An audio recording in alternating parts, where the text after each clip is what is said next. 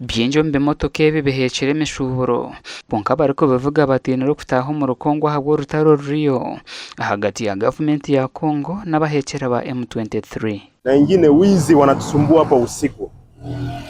Wizi wanatusumbua, kuna matairi zetu wameiba hapa. Unashindwa kama utalalamikia nani. Unashimama hapa kwa barabara unalipa parking. Wanasema karatasi haijatoka wa clearing hawajafanya mambo. Sasa tunachunga tu hapa. Sema tuende huko chini, wanasema hapana tuwezi tukavuka hapa.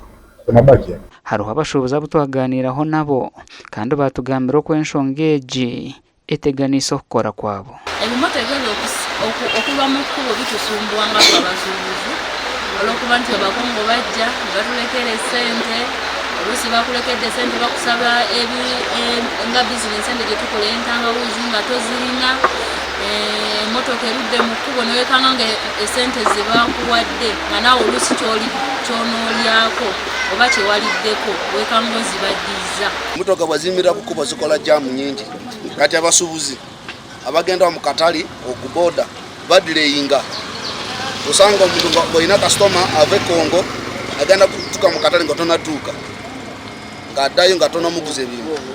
Silva Mapozi chairman w'entebe yakashatwa habwa mponde rubiri ha town council ashoborera habwa enche ebimotoka ebyo bipakingira omu mwanya ogu ombwingi. And mostly it has happened after the insurgency of the M23 that happened in Gom.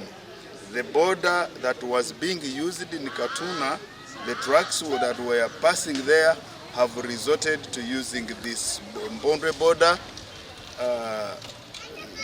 customs. Hona nabwo enshonga yajejekera okukora oruguuto orwa Kikorongo kuza Mpondwe. We are trying to discuss with the government to see when they are making the Kikorongo Mpondwe road to expand this side of Mpondwe town council so that there will be room where such trucks can park. Gasha kwa Gilbert Muhanguzi.